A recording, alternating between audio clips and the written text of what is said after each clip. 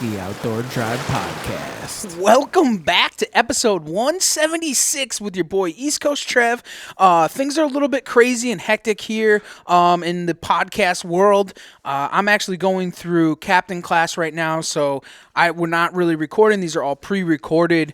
We had actually, this episode is with Doug from the Springfield show. We are totally looking forward to that. There is nothing more than we have to look forward to but show season. The deer season has kind of come to an end here, and we're looking forward to show season. It's one of those things. We will be in Harrisburg the last weekend, the 9th, 10th, 11th, and 12th. So the whole crew is going to come down there. Yes, I said the whole crew. If you guys missed out on the podcast from 175, you guys might want to go and listen in. There's some really good news. We've collaborated and joined up with 4 new buddies of ours, Tyler, Seth, Justin, and Lou. So those guys are killing it. They got a ton of cool stuff. We'll be releasing a ton of stuff from their past season here on our YouTube page coming up very soon. And they will be traveling with us and going to the shows, Springfield, Mohegan, Harrisburg, you name it, we'll be there. And most of the guys will be swinging in on some of the most important days like Saturdays and stuff like that. But come and check us out. And as we're talking about, this episode is about the Springfield Sportsman show. And I had done the Springfield Sportsman show last year kind of solo and had a great time. The foot traffic is absolutely phenomenal. And we go through while we're doing the podcast, we go through a little bit of everything and what it is today. I know that like everybody kind of, goes to these shows and they're like, oh, well, it's not this and it's not that. But you know what? There's a point where, we want, right at hand. We want to see these products and stuff, and that's what these shows are for, is to go there. And don't give up hope on this, because these shows are starting to come back. These people are going there. The businesses need us. The industry needs us. So you guys go to these shows and check things out. Bring the little ones with you. Bring new hunters with you. It's important. These shows are very important for that. And there hasn't really been much going on there's a lot of stuff going on, but not much as far as like in the outdoors, other than the squirrel competition. If you guys aren't in on the squirrel competition, guys, get on over to the Outdoor Drive on Facebook. It's a group page. You can get it through the Outdoor Drive podcast. We actually have a group. And inside that group, we do a ton of cool stuff. We talk about this every single episode. It's nothing new, but get on over there and check it out. The squirrel competition, we're doing the longest gray squirrel, the longest red squirrel, and the most squirrels. So, guys, don't miss out on it. It's a great thing. Nor'easter Game Calls has donated a ton of stuff. We're working on some other prizes. There's going to be a little bit of a facelift coming to the Outdoor Drive. It's no longer going to be the Outdoor Drive podcast. It's going to be the Outdoor Drive. So the logos are going to change, your cover arts, your clip arts, all that stuff has just been in the process of working. That means that there's going to be new merch as far as new hats, new shirts, new sweatshirts. Everything's going to be on the outdoordrive.com. And we're looking forward to it. 2023, we came out of it with a bang, and we're going to end it with a bang. We're looking forward to see what we can come up with in the year to come. There's 6 of us now on the crew. They're not always all going to be on the podcast, but you'll hear me and Madman Martic consistently throughout on all of the podcasts together, and the other boys will jump in here and there, and they're also going to do a lot of the video and content creation, as you guys have probably already seen if you're on our social media. But we're looking forward to those guys, and we're also looking forward to show season, and you guys actually shaking hands and meeting everybody, because we're going to be at these shows, so make sure to stop in and see us, and we'll all be at Hunt Stock. I know that for a fact. But let's get a word from our sponsors, and let's get this show underway so you guys can hear what's going on here in Springfield. Oi, you! Yeah, you! Put down that mug of Joe and get your lips wrapped round one of these bad boys. That's right. Nor'easter Game Calls. Give it a blow. Nor'easter Game Calls. Get 'em in close. This winter, use Huntworth's Heat Boost products for impeccably warm body parts, guaranteed. Get more for less with Huntworth. Vital Ground Outdoors. For all your climbing hardware needs. Amstel Mobile Hunting redefined with Vital Ground Outdoors. New Era Archery, home of the Zeus Broadheads as well as the Hera. Let the Zeus loose with New Era Archery. I would just like to thank our generous sponsors. Back over to you, Trevor. Our man Manish. Thank you, buddy. Appreciate it. Appreciate the sponsors. If you guys haven't checked them out, you can get on to theoutdoordrive.com. There is a sponsor page there, or you can go check out Nor'easter at nor'eastergamecalls.com. You can go and check out Vital Ground at vitalgroundoutdoors.com. Huntworth is huntworthgear.com. If you guys don't have your spring turkey stuff, you might want to go and do that. This stuff is out of control. I use it for a whole turkey season and beat the living daylights out of it. Just like everything else that I use, just beat the socks off of it, and it held up. And also, last but not least, Zeus Broadheads, also the Hera at neweraarchery.com. So go and check those out, guys. Let's get on over to Doug. He's generous enough to come and join us and kind of tell a little bit of what's going on for the Springfield show. He left a lot out, so you're going to have to go there and see what happens. But let's break it over to him, and let's see what's going on in the world of the Springfield Sportsman show. All right, we're back on the phone with the man behind the scenes from the Springfield Sportsman show, Mr. Doug Sousa. How are you, Doug? Hey, doing great, man. Hey, we appreciate you taking the time and joining us and kind of shedding some light on what's going on in your world. Oh, yeah. Yeah, well, this is our time, that's for sure. Let's see. Got it. I had to get a message off my screen here and notes from the kids. Of course, of course. Well, why don't we turn this key like we like to do, put this thing into overdrive. Why don't you tell everybody who you are, where you're from, and a little bit about what you do, Doug? Great. Yeah. Well, I'm the president of Outdoor Sports Expo Group, OSEG. We've been running the Springfield Sportsman Show 39 years now, and if it wasn't for our friend COVID, it would have been 40 this year. So we've been around for a long time, right there at the Eastern States Exposition Fairgrounds, home of the Big E, and we've been running this hunting and fishing sportsman show with generations and generations of folks. That's awesome, man. We all remember the days. I know Steve talks about it a ton of being a kid and going to those shows and how important they were to our childhood. Honestly, we look forward to going to those shows, and you were the man behind it. Your father started it? My dad started, Frank. Right? He was a locally known outdoor writer. He wrote for the Springfield newspaper for, I think, 55, 60 years, his all outdoors column. A lot of people knew him, remembered him, liked him.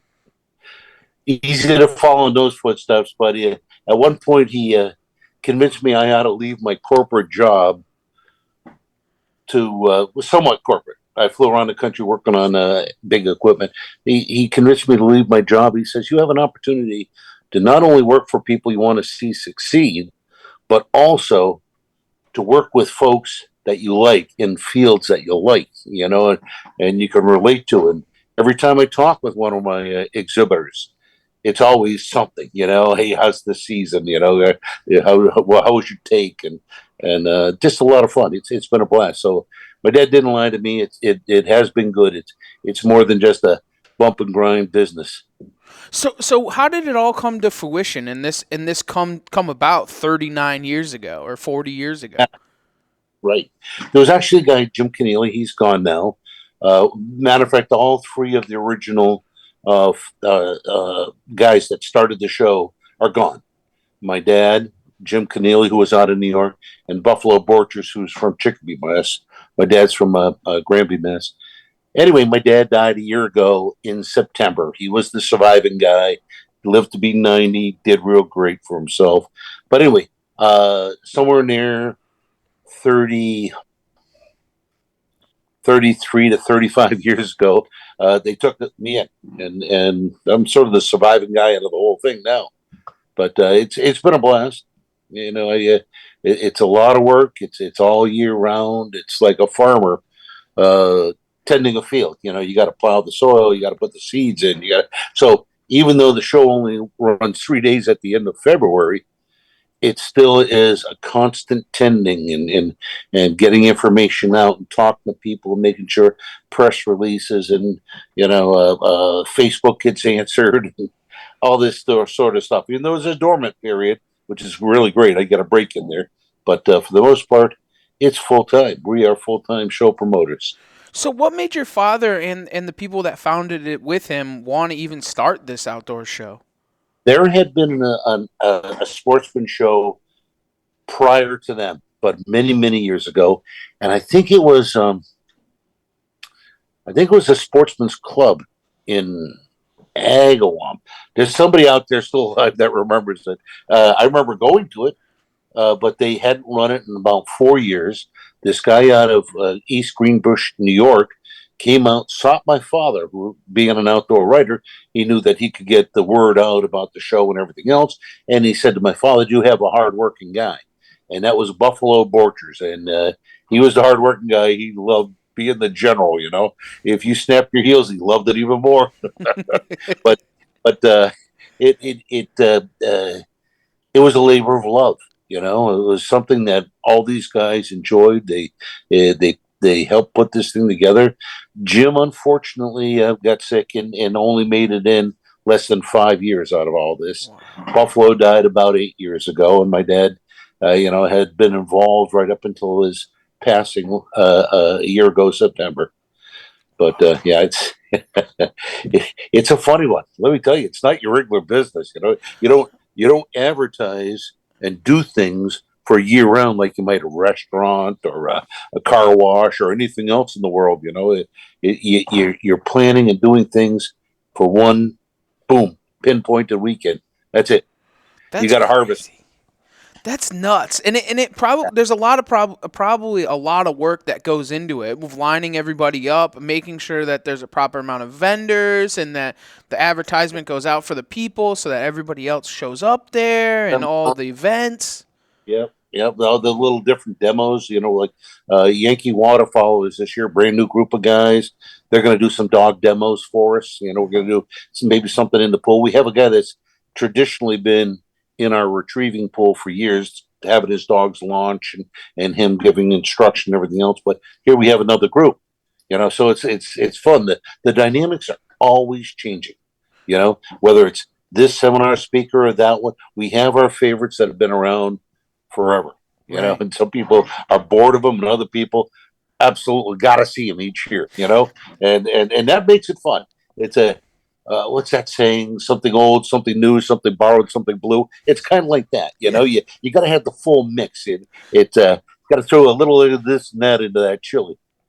and that's it. I mean, like, I remember going to the show, and there's always that one guy you got to see, or you got to go and get a duck call from this guy, or you got to go and see this guy for, I remember, what's that? Muskie Joe in the corner. He's always in the back corner. Been there for umpteen years.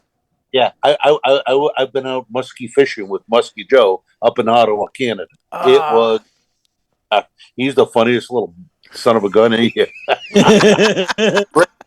He's always like, he's got his country western music cranked up, and the river we're on was the Rio River up there. Yep. Now that sounds like the Rio River that divides the U.S. and Canada, right? But it's Rio, REIOUX or something like that, right? Canadian and a French Canadian. Well, anyway, Muskie Joe, what a blast he is. He's dancing and singing, and I had a monster. I got a nice, almost 40-inch muskie, but boy, I'll tell you what, the one that got away, holy mackerel, crazy. Just a monster. But Muskie Joe, yeah. So you've probably met a ton of people through the show that have become the greatest of friends of yours throughout your entire life. What's funny is, and I can drop some big names, right? But it's the ones that mattered that matter. That still years later, we had Ted Nugent at our show years ago, but to get him, I had bumped into him, asked him about it, had him give me a call. Oh no, he told me the code word, whatever city he's in, to find him at a local hotel, and I got the code word. So he was doing a lot of concerts back then, and so I called this hotel and I asked for a certain someone, and Ted's on the line, and we're 3:00 in the morning. We're still going at it, you know. So after his concert, till about 3:00 in the morning, we're on the phone for 4 hours, and we were just like parallel running down the track, you know. It was a blast. And I said, Ted, do me a big favor. I said, give a call to our office in the morning and say hi to my dad. Well, he calls in the morning, and he's a man of his word. Ted is a straight up dude, man of his word. And what do you know? My dad and him, 4 hours, right down the same track. It was, you know, it was a blast. It was really great.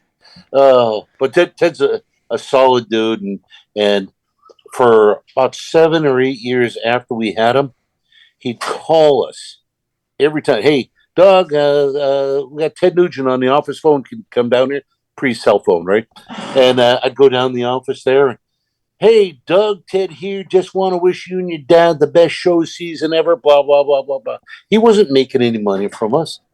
It wasn't a duty he had to do. This wasn't anything except he liked us. Right. You know, he's the type of guy. He'd go a long ways if he liked you. You know, and those are the ones that matter. And he believed in you. He believed in what you were doing and what the cause of and what it meant. Yeah, absolutely, absolutely. Good stuff though. That's awesome. But he was a lot of fun to walk around with. Got his opinion.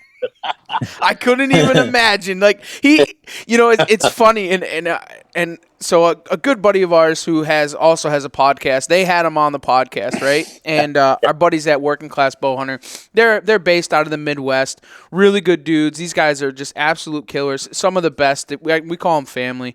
But so they had Ted on their podcast, and after their podcast, everyone's like, "Oh, you should probably have Ted Nugent on." I go, "Listen, I couldn't even hold a stick to Ted. I couldn't deal with the fast pace with him." He's automatic. That guy is automatic. 24 hours a day.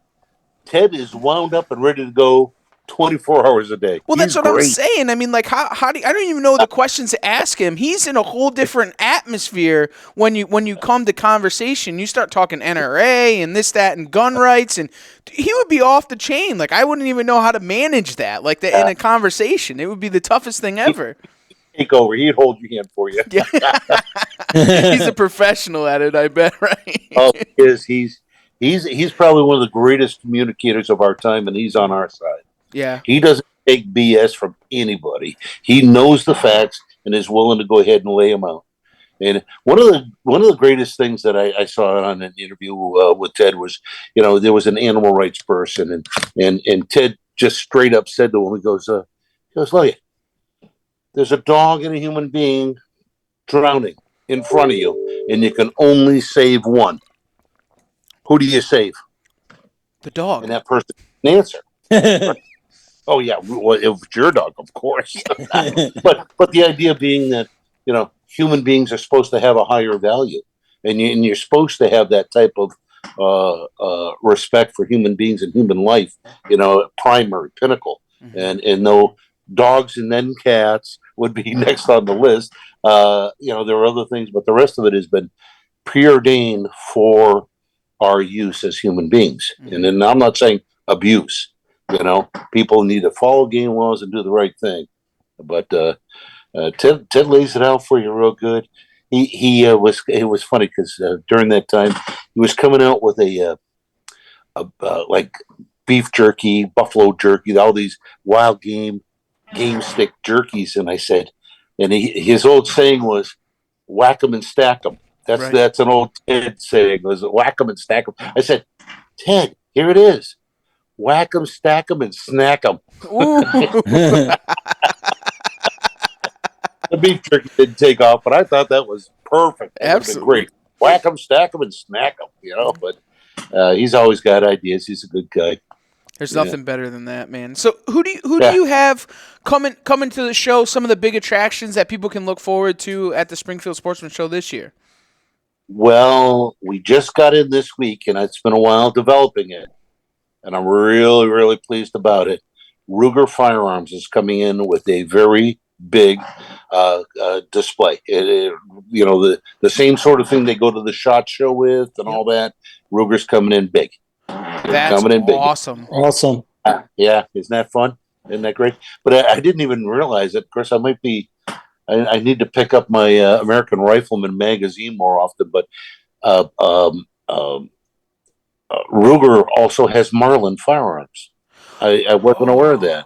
So it was Ruger slash Marlin when I got the contract in a couple of days ago. Yeah. I wonder if they I don't know much about that transition together.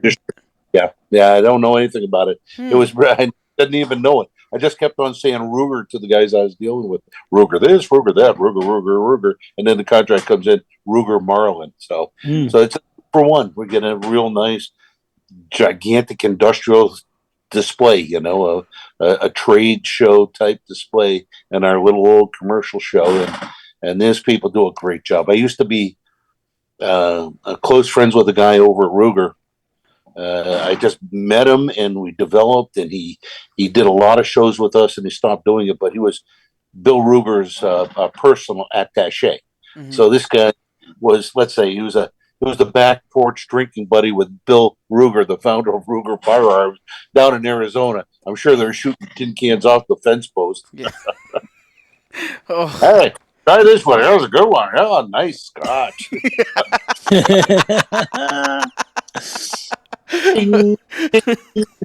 But yeah, it's great to have Ruger in. Where it's very exciting. I'm hoping, and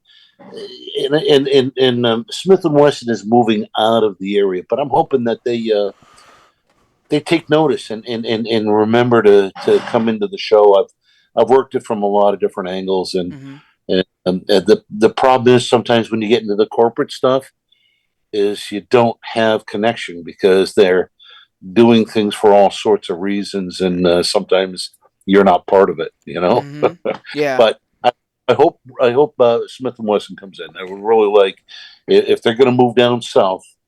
They were founded 150, 200 years ago Right in, here. in, in Springfield, Massachusetts. Right. Not down south somewhere. Yeah. It was right here. It was in the Northeast, and I hope they find it to come in and be part of things with us.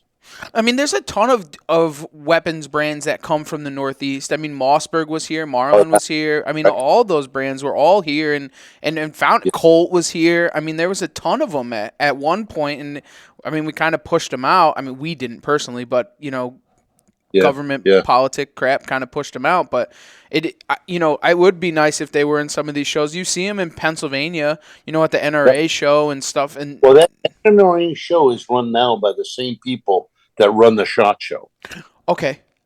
So that's why they have that huge hall full of guns. They never had it before. Hmm. So NRA, excuse me, I keep on getting notes on it here. The NRA runs that, and that's the world's largest sportsman show. Right. And it is very, very impressive. Hmm. It's a great show. But they, as the NRA, have a lot of, I don't want to say control, influence. Let's call it influence over all the gun manufacturers, and that's quite spectacular down there. And I can't hold a candle to that.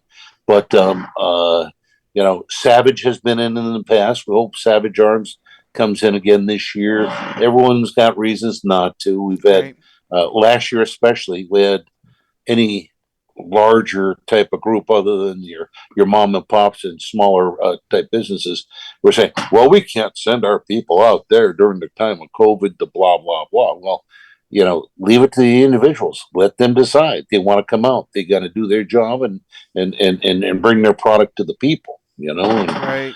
But it's hard. All I can do is lay out an invitation. Right, of course. Yeah.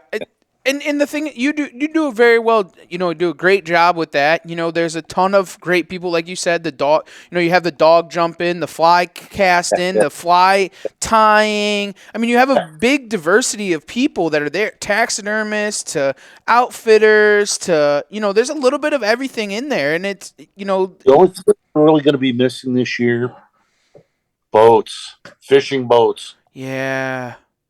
Tough. They can't get them. Last year, one of our dealers came in. He had 6 boats. That was his allotment for the whole year, and they were sold before he got to the show. Wow. So, sell stuff. You got to have something to sell, and so that's tough. That's going to be tough this year. But I'm reaching out into upstate New York and hopefully going to get some bass boat guys in at least. But a lot of these guys don't need to do the show. There are people that they're waiting for a boat and the model year changes, and then so they got last year's boat paying for it and receiving it this year. Wow, that's crazy. I didn't even think of none of that. Yeah. I think some of it had to do with, and I think it was BS anyway. But remember when the canal was blocked up, and they said, "Oh, all the computer chips and everything else." Da da da da da da. I think that was BS, but it gave them an excuse not to produce product. No, I totally agree with you. Yeah, but I'm still going to invite dealers to come and see their people, tell them about the services that they offer and everything else. But one thing that worked, and I was thinking, well, if the boat dealers can't come, maybe we'll get a major dock dealer, right? Yeah, the other day calls me. Happened to know him. Oh, really? I know him 20 years ago. Yeah. So it was great. So we do have a nice big dock display and stuff like that. But that's the perfect time for the accessories and anything associated with boating and fishing is now. Right. You know, they might get a new boat, but they can get the other stuff. Mm-hmm. No, that's even better, because you can't get the boat, so you might as well get everything else that goes with it, right? It's the stuff, baby. Yep. That's awesome. So have you, as far as like we were talking a little bit before, like the amount of foot traffic in some of these shows now is exponential to what it used to be a couple of years ago. Right. And it's coming back. It's coming back strong. What happens, though, and it happens almost with anything, and I'm sure it happens with large events like state fairs and everything else, they go, maybe I'm not going to go this year. No, I'll go next year. I went last year. But to have it taken from them, to have it that they couldn't, when you're told you can't have or do something, what do you want? And now you're focused on it, Mm-hmm. So they've been held away. And now they want to come in and it's proving out in a whole bunch of different industries. So we're not alone, but our guys, they are raring. They want to see the stuff. They want to get back to traveling. They want to go to Canada. They want to go on that bear hunt, that moose trip, that whatever. Fill in the blanks. There's a lot of great adventure out there, and they want it. And, African outfitters, all this stuff. It's all there. It's ready for them. And that's, you bring up a very good point, because for 2 years now, nobody could have went to Canada. They couldn't book a hunt. Those hunts have been waiting. Those those outfitters, they're not able to book hunts. They're losing out on money. So like stuff like this, some are gone off the map. They might start up over the next couple of years when things start to get better or whatever. But for the most part, some of these old timers that have been around couldn't survive those 2 years. There's a lot of hand to mouth in those industries, and without the ability to do it, some are gone. But we also are very lucky, like I said before, digging back into our past, pre-COVID, to seek out exhibitors.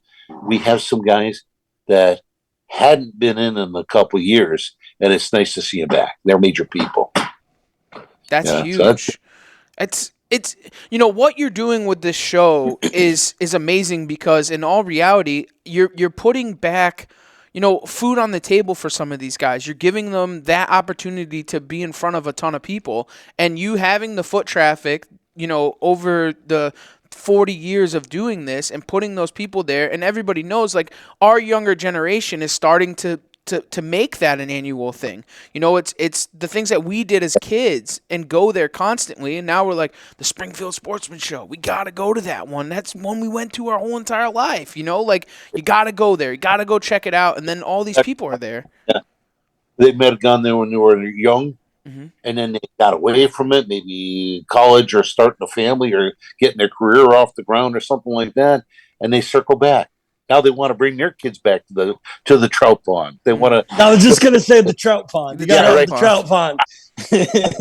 I can't tell you over the years how many guys have told me, I caught my very first fish at the fun at the Sportsman show. Like, wow, and you're a major fisherman now, you know. You can't walk by the trout pond and not have a smile on your face. Oh, especially some little kid.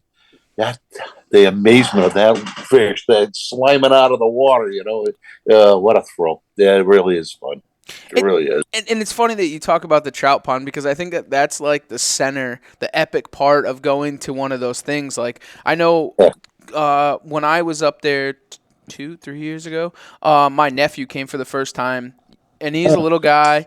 And where do you bring him, dude? You bring him right to the trout pond. You know, there's pictures of me and him at the trout pond. You know, and there's probably tons of pictures of me at the trout pond when I was a kid with my pops. You know, like it's the centerfold of the Sportsman shows is the trout pond. We have a little bit more for kids now. It's good. Two brothers coming out of Connecticut got home. Oh, we do this and we do that. You know, I said, okay, what can you do at a Sportsman show? Because they did everything. Magic tricks, they got games, they got all sorts of stuff. And so I give them a bunch of ideas, you know, how to, you know, dress up, have fun with it. And so we do have a kids center. There's a bunch of games, things to do, whatnot, comedy. So it'll be a blast. It'll be new, and it'll be just something else. And even though we've always tried to focus on the next generation, you know, what can we do? Well, it's so easy for a guy to go there and he doesn't want to have a kid off his arm or whatever when he's making a deal to go fishing or hunting somewhere or whatever. But it's important, you know, it's important that those kids get that start, get the introduction, realize it's a lot of fun. I have one great, I couldn't stand it. It was just too good, too perfect. This guy posted pictures of him and his son, and they caught a fish at the trout pond. So the kid's holding up the fish. This is just after this past show in 22, our restart year. Anyway, the kid's holding this. He's with the father, both smiling. Then they were both over there with Dave Marciano of Hard Merchandise from Wicked Tuna, and they got the picture together with him, and they're doing all this stuff. And then the father quotes the kid, "Dad, is this our best day ever?" You know, like, what? You know, that's awesome. This meant so much to him that he'll carry that forever. Mm-hmm. He'll carry it forever. And that's what we want. We want to get those kids out there and get them enjoying nature and understanding it and respecting what we do. That's the only way we survive is by respecting what we do out there and doing it right. Absolutely. Is Dave coming back this year? Is he going to set up again? I'm not sure. He's got a lot of reason to. Mm-hmm. I just reached out to his crew this week. Yep. So I don't know how busy they are and Christmas to whatever. I was talking with Paul Heber from Wicked Piss. Wicked Piss. Good old Paul. Yeah. and Paul's a great guy. It was a lot of fun to talk with and everything else. And boy, I thought we had something struck up. And then he sicks his high-powered California agent on me, and it was just too outrageous. I mean, I can have 3 other really major people for the same price as him, and I left him a message. I said, Paul, this guy's got his claws in, and I'm not taking. This is not going to work. We can't do this. I owe it to the people to do the best job I can with their exhibitors' booth money when they pay me to be in a booth, and for the people walking through that door, I owe them the best entertainment value I can get them. Right. And to spend too much and not be able to do a good job in other areas is foolish.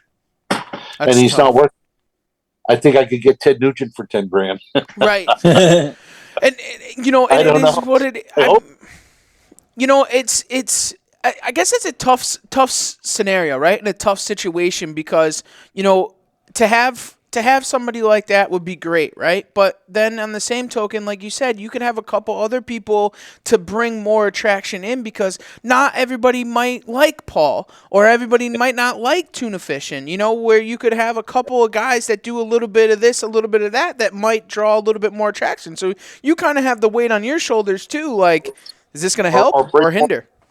Out their particular thing more. So a lot of set speakers, more, everyone we have, all the seminar people, there's always a cost to everything. Some of them are hotels and speaker fees and booths and all sorts of trade sort of things. And there's a lot of moving parts, but people want a variety of things. They don't want just one thing and it's not their thing. Mm-hmm. We used to run a motorcycle show in Springfield, and we ran it for 15 years until the COVID hit, and then it's just sort of hard to restart it, let's say. But we'd have all sorts of people. We'd have all the guys from American Chopper, mm-hmm. Paul Sr., Paul Jr., Mikey, Vinny, and Cody. Blah, blah, blah. We played the whole gamut. And there are plenty of people that, look who's here. And another one goes, I don't watch them, Right. So you can't make everyone happy. It's you just give it a good try. No, and that's probably one of the tough things when it comes to vendors and stuff too, because somebody might be going there for an upland hunt, but then the guy that he's with might be going there for an African safari. So like, how do you appease all of those people? There's a lot of appeasing to do. That's not easy.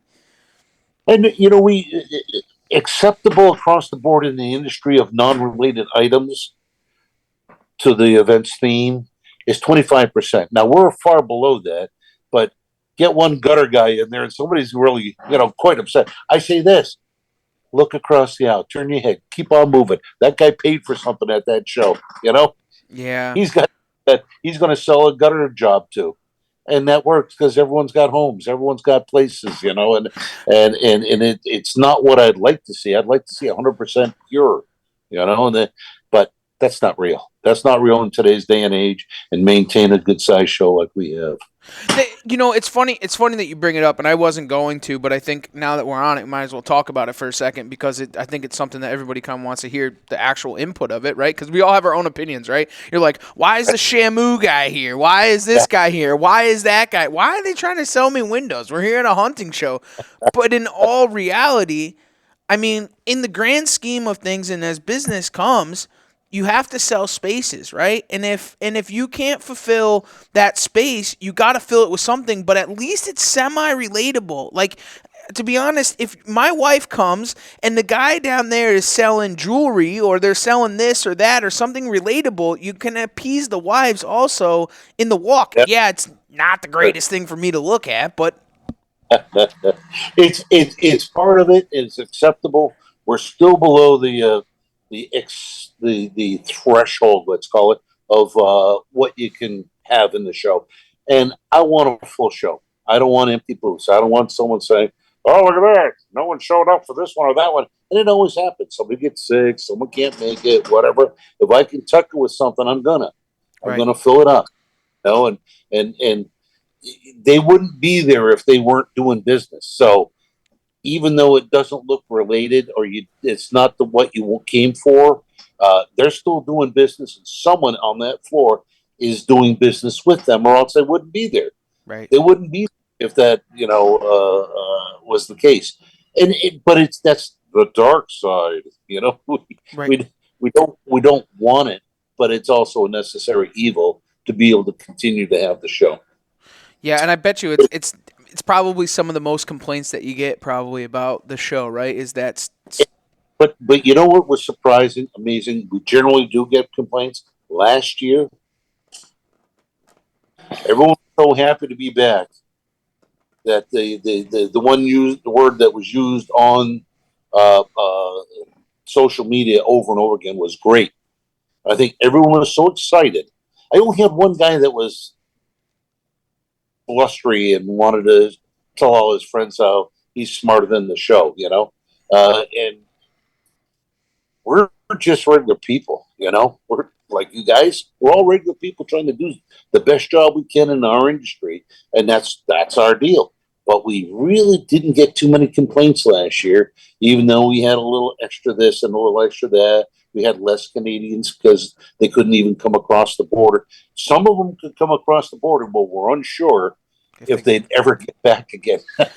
That was one of the problems that I saw at DSC was the same exact thing last year, where the guys literally would wear masks and they wouldn't go out with anybody. They would be very, very careful because they had come into the States, but then in return, they have to take a COVID test, and if they're not, they have to quarantine for 15 days. So, they were very careful on who they did business with, who they shook hands with, and it's all acceptable. I get it, but, that's tough for those people. I mean, I think a lot of people don't, and I talk about it a ton on the podcast, but a lot of people don't understand is what the American people bring to these outside places, to Africa, to Canada, to all these places. I mean, it really motors those places. If it wasn't for us going there. In their local area. One of the things that I realized this last year mostly, that some of the people that weren't coming back out of the woods, these are people that they're in rural communities. They're out there in the middle of the woods. There's a little village of people they know that they've grown up with. They're using the natural resources that are around them for bear hunting or deer, or, fill in the blanks, go out hare hunt or whatever. They're afraid that if they go out there to Springfield, Massachusetts, or whereverville, and they get sick and they bring it back to their community, that they're going to be ostracized. Remember when so-and-so almost killed the whole town, So there is that. There's that factor, and the scared factor of not knowing. They're in their community. They're safe. They're just going to stay there, So I think that helps now that it's opened up quite a bit. People aren't as afraid, and I think we're going to see some real good stuff this year. Really good stuff. I'm glad that, in all honesty, I totally agree with you, because I feel as if like you said, the newer generations have started to take over and start to come to these shows, you're trying to stay up with the times and modernize with the things that are available for you. We're seeing the foot traffic, the things that we can do at these shows. It's huge. The shows are amazing, and I think a lot of people are starting to get to that point where they're sick and tired of ordering things online. They want to bring it back after COVID. They want to bring it back to people. The one thing I've said, and I've said it for a lot of years, and even though the internet has damaged live shows like this, I mean, going out to a consumer show and somebody's going to put all that effort in, they're going to leave whatever Montana or Idaho or New Mexico or Alaska or wherever they're coming from. They got to leave that, come across the country, hopefully do a couple of shows. They're away from home. They're going to spend all that money traveling. If they're flying, if they're driving, it all costs a whole pile of money. There's hotels, there's meals, there's all this stuff. They're coming out to do it for a reason, They're coming out to enjoy and bring business back to their local communities. Many years ago, New York State used to do our show, sell licenses. Well, when this one fellow retired, I couldn't get anyone at the state to respond to come in to fill in that void to come and sell New York hunting and fishing licenses, and I still haven't. But what he did tell me, which was very interesting, he said something to the effect, for every dollar that's spent on a license, there's $35 that's spent in the local community. So now, like you're referring to, is that it helps so much of these different communities. In Maine is a perfect example. What is their industry? Their industry is wildlife. They logging and killing. Stack them like cordwood. But in reality, this means so much for these people to come out to be the adventurer, the explorer, to come back, to gather and come back into these local communities where people are just stopping at the local store to buy bubblegum for the next week or whatever, they're Twinkies. I got more Twinkies than I ever need. Yeah, well, you're going to leave a bio when you go too. It's, it's funny that you say it because like when we go on hunting trips all over, you spend all that money. What do you do when you go out with your friends, right? What do? You've been on 1,000,001 hunting and fishing trips. What do? You all go out to dinner. You all go and grab a beer. It all goes back into those places. You get your fuel at the gas station.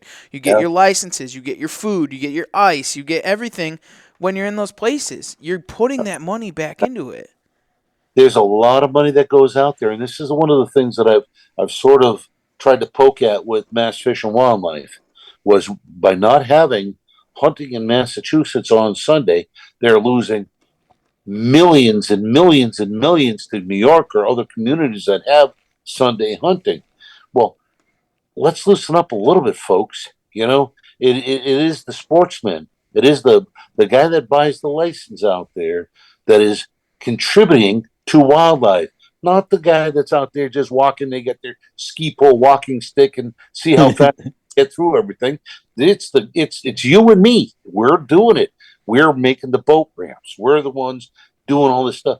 In Massachusetts, the hunting and fishing license program or Fish and Wildlife is the only program that runs in the black by itself without funding from the public, without tax dollars involved.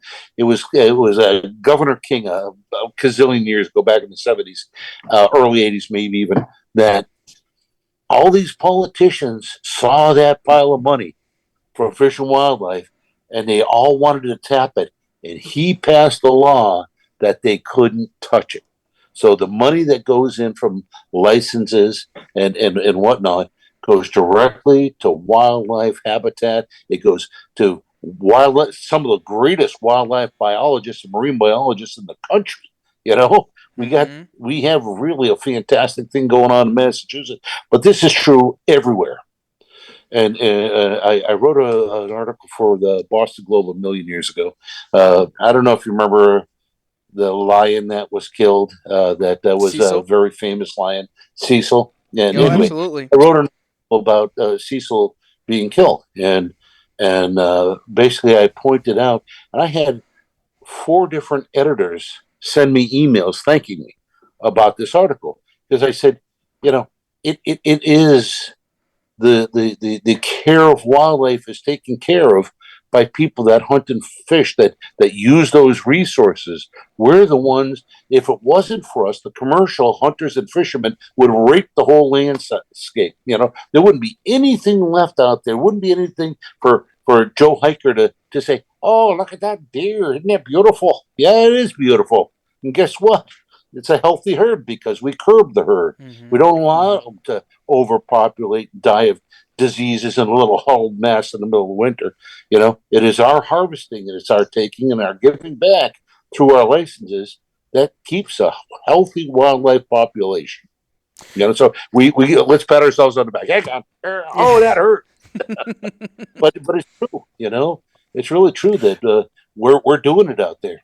And people don't understand that. They don't understand that those dollars and what they actually do. It's actually kind of funny is a lot of the time when we have people come from out of state to hunt with us or fish with us or whatever, we pick those states depending on what state we can hunt on Sunday, right? Because it adds an extra day. So when we have, for example, this coming up week, we give away a duck hunt with Ducks on the Bay. We do a sea duck hunt, and people come in from out of state, right? So last year was a friend of ours named Dan Smeltz. He came up from Pennsylvania, and he hunted with us. Where did we hunt? We hunted in Rhode Island because we can hunt on Sunday. Yeah. Alexandria and her husband are coming from Iowa this year to hunt with us. Where are we going to hunt? Rhode Island, because we can hunt on Sunday. They're only here on the weekend. You know what I'm saying? Or if they're here on the weekend. Yep. It's what we do. So they can put so much more money back into that state. If Massachusetts or Connecticut allowed it, we wouldn't be going to Rhode Island to hunt because then we can put that money back into it. And people don't understand what those dollars go for. It's Rhode Island, for example. Last year when we had Dan came up from Pennsylvania, funny story. We're sitting on these rocks outside of a wildlife refuge, and you're allowed to hunt there on the outskirts of it in the ocean. So that's where we're hunting. You just can't hunt on land. Well, we're hunting there, and this gentleman starts recording us for Newport News.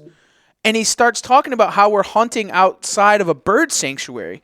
And what's not a bird sanctuary? It's a wildlife refuge that our conservation dollars paid for to be there, and you're walking on it, scaring all the waterfowl that you're not even supposed to be walking on with your dog. Like, isn't that amazing? People are so busy trying to accuse everyone else of screwing up the world, and they're the ones that are over manipulating, over regulating, and causing things not to happen. The more people that get scared away from buying a hunting and fishing license, less money it is back into the state, like we're talking about. And so it makes sense. Well, anyway, at the end of this article, and they paid me pretty nice. I got to say that about the Globe. They paid me pretty nice. But at the end of the article, I quoted a famous zoologist, this woman, I can't remember her name right now, but she said there are two places on this planet where wildlife thrives in abundance, and it's because they work on a hunting-based model, and that's South Africa and the United States. Because where there's dollars involved, there's control involved, there's people protecting wildlife with that same money. So species that are endangered and species that need extra care are getting it because people buy hunting and fishing licenses. So in our pursuit of our individual sports, I don't care what it is, we produce more of it and healthier numbers because our dollars are given to people that know how to do it. Not somebody that runs around with a flag goes, "Oh, I'm protecting Bambi."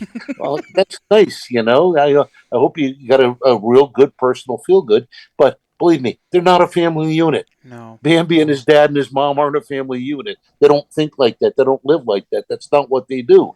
It's a whole different story out there, and they need protection. They need to have all the other little critters be cared for, you know, whether it's disease or whatever, through the dollars that are provided through the use of, believe me, these other folks out there that want to use but not give back, they want it, their voice, they want to say what they want to say, but the truth being is that the only way it all gets taken care of is if there is dollar interest by people that hunt and fish and you know, participate in the harvest of wildlife, you know, in a natural way, not because commercial. I mean, look at the buffalo out west.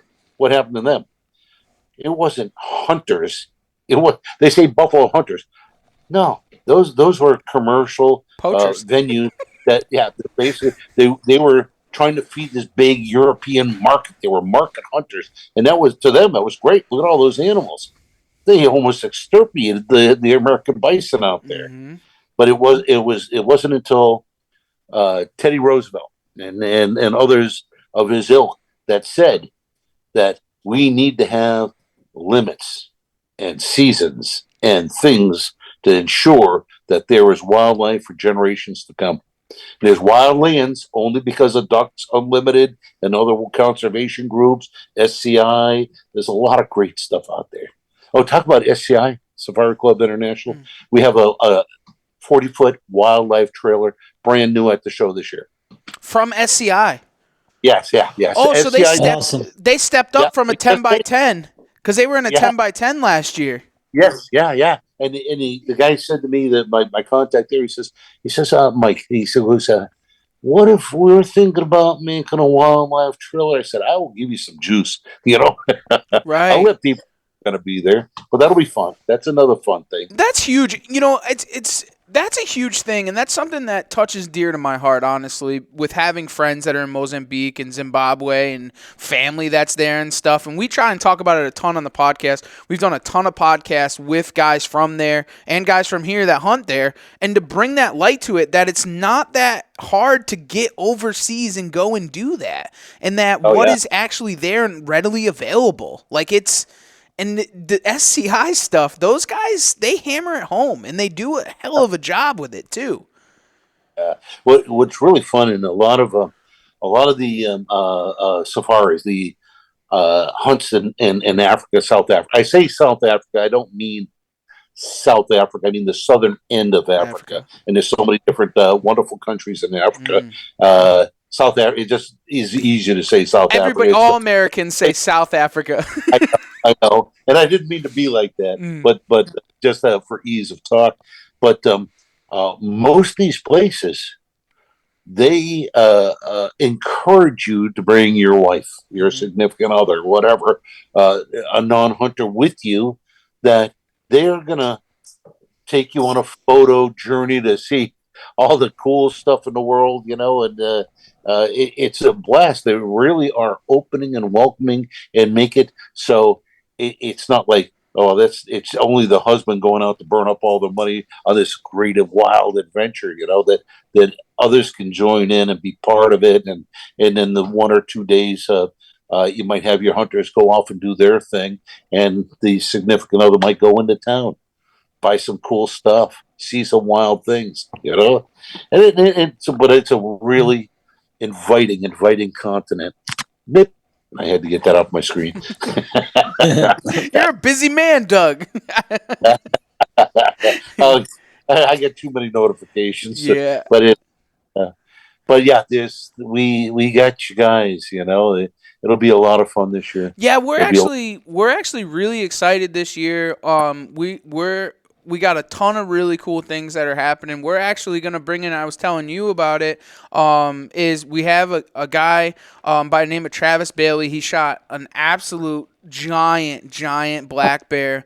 He said he was going to at least stop by for one day and bring his big bear skull. So that's pretty cool. I mean, that bear was over 700 pounds live weight in Massachusetts.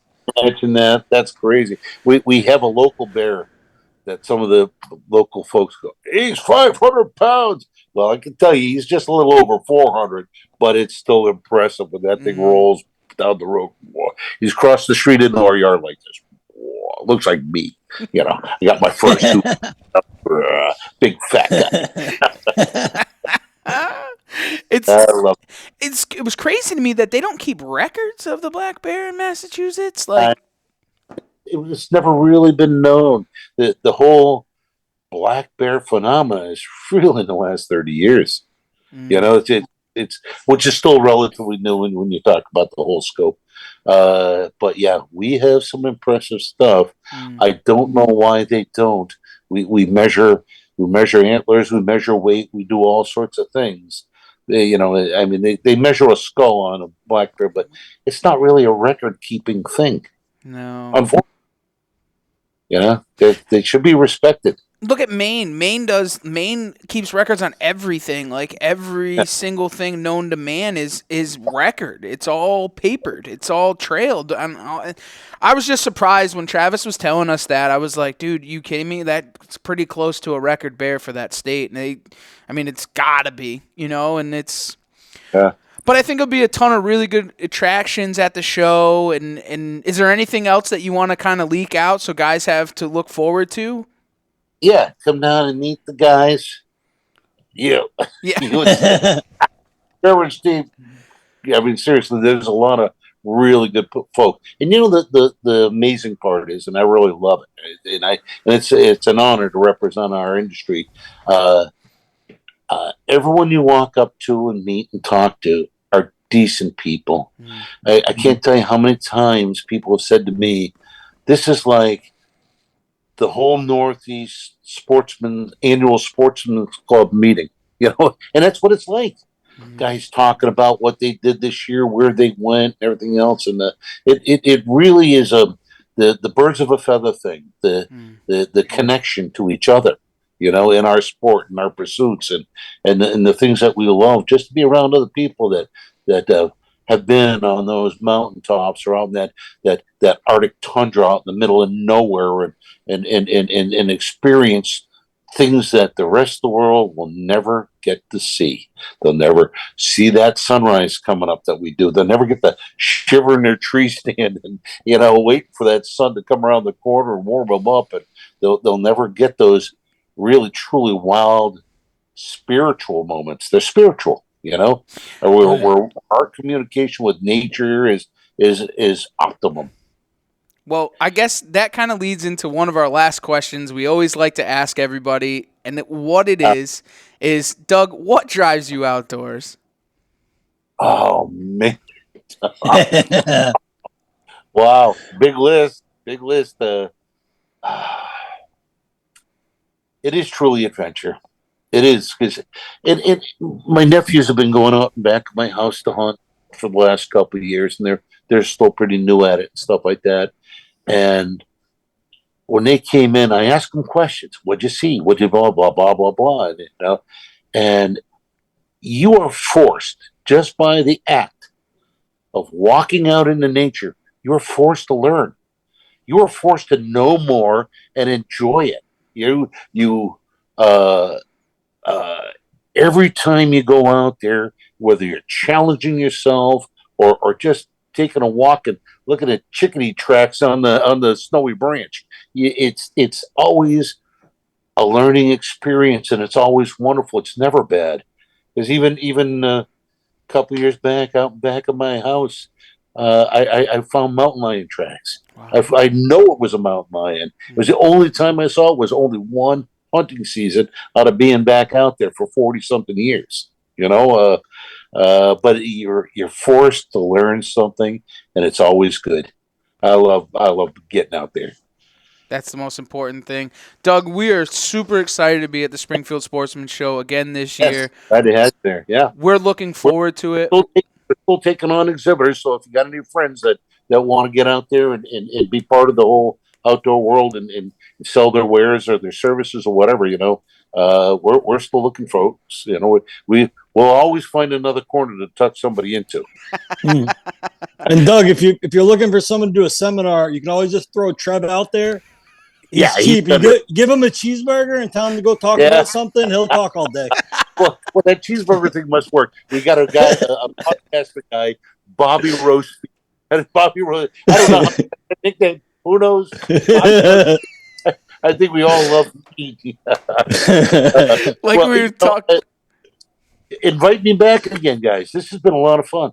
I'm glad you joined us, Doug. It's awesome, and I think that you have a lot to talk about. Being a writer and everything else that you got to offer, Doug, and what you're putting together in the Springfield Sportsman Show is absolutely amazing. Something that we remember since we were kids. We would always go there we'd look forward to it every single year is going to Springfield Sportsman Show. So to now be part of it is truly amazing, honestly. Yeah. But I got to say one little ditty. When we had Ted Nugent in, my son, my wife, my daughter, they're all sitting in the audience, and my son was very, very young. And Ted plays a couple of songs. He's got one Sunrise, and we got another one, Fred Bear, that he sings. Mm-hmm. And he gives this seminar, very powerful seminar. And afterwards, I go over to my son and my wife, and I bring Ted over, and when I introduce him to my family, and just shortly after, my son's like, Dad, can you imagine that? Playing rock and roll and hunting for a living? That's my boy. I like that boy. I'm going to keep him. There's nothing better. Good stuff. Yeah.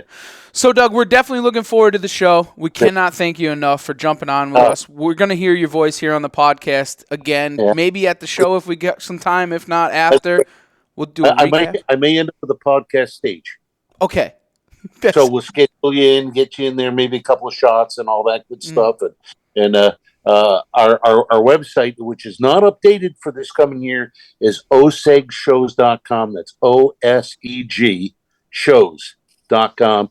Your face is going to be on there in not too distant future here. We're going to do some promotion for you and all that good stuff. Awesome. Well, Doug, everybody knows where to find you, what to do. Yeah. We're looking forward to it. Come and see us at the Springfield Sportsman Show. You should what's the dates? You should probably say those, right? Yeah, February 24, 25, 26. That's right, exactly. February 24 through 26. Yeah, and our website's got all that stuff. So, log on. Our Facebook page, Springfield Sportsman Show, has got info on it, too. And I really ramp up all the good stuff as we get closer to the show. So if someone doesn't go on the website now, I don't care.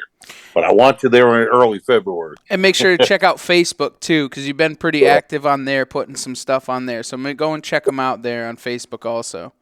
My hardest part is not to spill all the beans at once. Yeah, I know you've been very selective. I was like, hold on, Doug. Come on, spit it out. I'm gonna do a little announcement about Ruger. I gotta, Okay. Yeah. That's, to me, that's a real feather in the cap of the show. Mm-hmm. Yeah, that'll be a lot of. I totally agree. I'm going to put the link below here so you guys can go and check it out in the details. Also, the link to Doug and his show and what is actually going on. And you guys can stay up to date for that. And with that, everybody else, thanks for taking the ride right here on the Outdoor Drive.